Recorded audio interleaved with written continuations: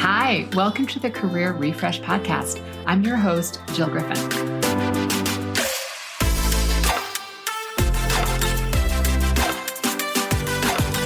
I'm a former media and marketing executive turned career strategist and executive coach.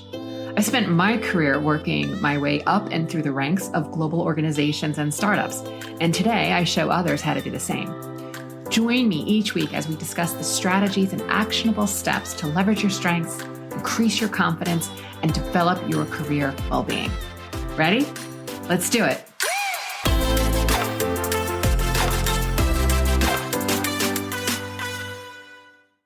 Hey friends, welcome back. I'm your host, Jill Griffin, and this is the Career Refresh Podcast. Today, I want to talk about your inner control freak and the things that I did and my clients have done that have helped them refresh their mindset around always needing to be in control. While there are times in which being in control really helps, I'm guessing that, like me, you have high standards and you have a keen eye for quality. You're super efficient and competent. You're an achiever, crossing things off your list and getting it done. And depending on what you do for a living, the control freak in you may help your personal brand and performance. People know that if you are on their project or account, things are going to get done right the first time. But today's emphasis is when the controller in you runs the show into the ground, so to speak. We think we can control things. We think if we own and potentially micromanage every aspect of our career or the account or the project that we're leading, we will be able to control the outcome. We try to control other people, their opinions, their words, the quality of their work. We want to control others' thoughts and what they might think of us. And see my episode on other people's opinions for the deets on how this is a completely fruitless exercise. The world is out of control. Okay, I'll buy your thoughts there. Your team is out of control. And right now they're calling it the Great Resignation, and everyone is trying to keep, inspire, motivate, and find talent. So I get it. And I'll buy your thinking that that's out of control too. But there is nothing about these circumstances that you can change. Complete control can never be achieved. But your thinking is driving you to control more, and you may be losing sleep or it's sporadic at best. You can't relax in your downtime because you're spinning on all that needs to get done. You go global on your thinking really fast, and you look for all that's wrong and not working versus what is working. And of course, if you are controlling everything, you're probably exhausted. Your high standards are pushing others away because they know they're never going to please you. And you may want to then numb out. So you overconsume social media, you binge on Netflix, you consume food or alcohol. All of this is a mindset that keeps us stuck in this behavior. Your thoughts are causing you to communicate with words that are dripping with criticism, resentment, micromanaging, all so you can ward off that feeling of anxiousness. So I have a client who's desperately seeking a promotion, and he's pretty pissed that he hasn't gotten recognized yet. Everything feels uncertain. He mentally questions everyone's behavior and motives. He looks for evidence of how things aren't working out for him. And then, of course, when we look for evidence, we tend to find it. He walks around with a mixed bag of anxiousness, uncertainty, and it's all wrapped in a blanket of anger. And he laughs and says that the chip on his shoulder is so big that he walks around slanted.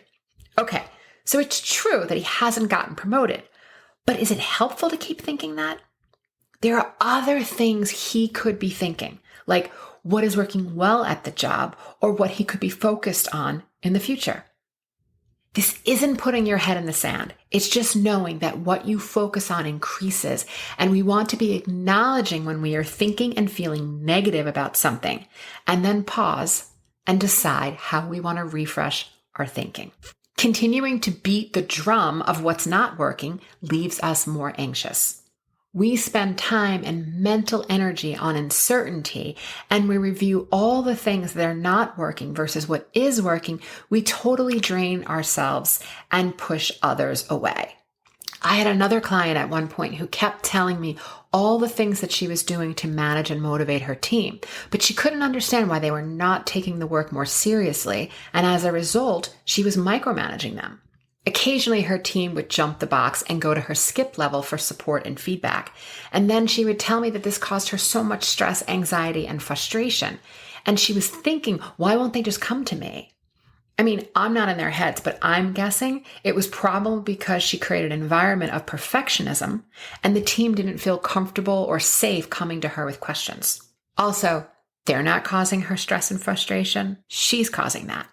They're taking action based on what they feel they need to do, which is really neutral. And while it may be out of process, that action is just a fact. And when you neutralize the fact, you have an opportunity then to choose how you want to think about it.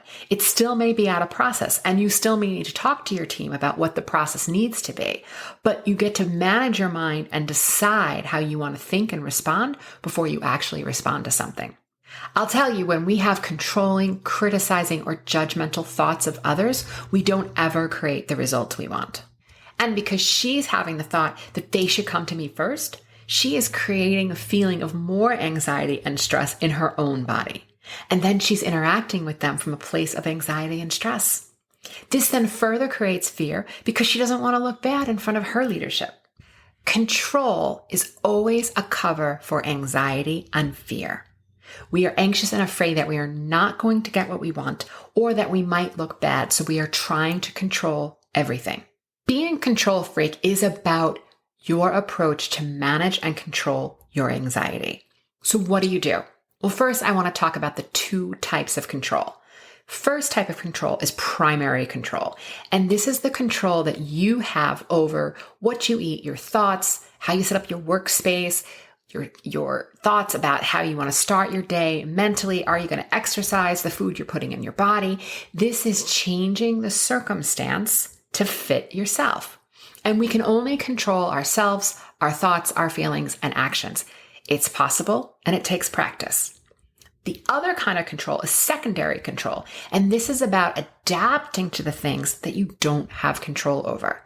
This is the ability to be in the flow instead of obsessing, controlling, clenching, coming from anxiety and fear. You can call it acceptance or adapting, but this is about changing yourself to fit the world. And if you think about the serenity prayer, accept the things that you can change, the courage to change the things that I can, and the wisdom to know the difference, that's really what this is about. When I first experienced my head injury, I kept fighting to get back to my pre-injury function.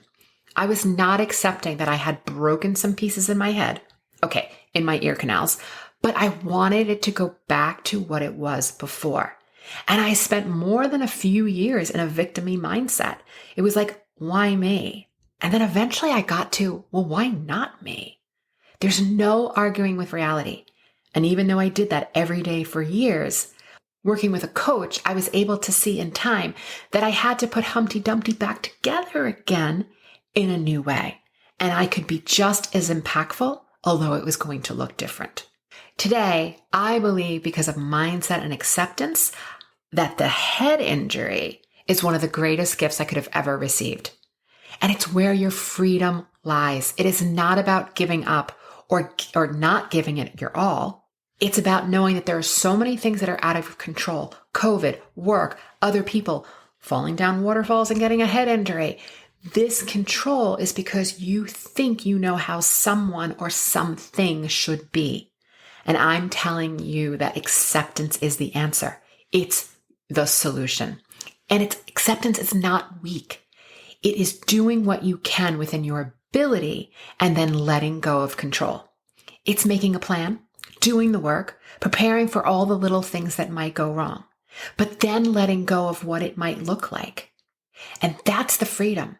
That's how you get to sovereignty of self. We try to control everything, but it sucks our energy and our joy. I once had a woman on my team who represented every slide that her direct reports presented. She was a newly promoted director, but what got her here isn't going to keep her here. She didn't know how to lead, and that's a topic for another time, But we so rarely support an employee's transition as leaders. We give them no learning, no development, no strengths coaching. We just say, you're up, and now it's time to perform. So how could she possibly know unless she had help? So back to this woman. A teammate would present the material, and then she would jump in over them and say it her way. And her way was different, but it actually didn't add incremental value. It just meant that every slide was presented twice, and it drove the client crazy because every presentation was twice as long. I coached her on this and helped her to see that she was creating an atmosphere where her team started to shrink because whatever they said wasn't going to be good enough for her. Her new plan of action was to review with the teammates in advance and make sure that they were hitting the highlights, but they got a chance to emphasize it and do it in their own style, in their own way. And once she released that control, our client meetings became lighter and so much more productive. The client even publicly complimented her and said that she could see how that she was up-leveling her team. Freedom lies in the belief that other people are capable too. It just may not look your way. When we don't trust that they can do it, we're showing them that we believe that they are not capable. And that's certainly not very helpful or welcoming. Ultimately, the whole team stepped up because they were now more visible, and everyone gets to rise to the occasion. It's totally natural and completely human to want to control things. That is an outdated way of thinking. Outdated way of thinking is, what do I want? How can I control all the elements to get what I want? The more empowering way of thinking is, how do I want to go through this? What's possible? What do I need to be thinking in order to create that feeling? When you start to feel the inner control freak take over, I want you to pause. Seriously, feel the sensation in your body. For me, it's usually in my chest or my throat, and allow the feeling, the sensation. It is nothing more than neurochemicals coming through and working in your body. Allow the feeling to dissipate before you jump into action. Find the acceptance in the moment. Tell yourself that this is happening or it has happened. So what do you want to think about it? And when possible, delegate. Take time to teach and train a teammate.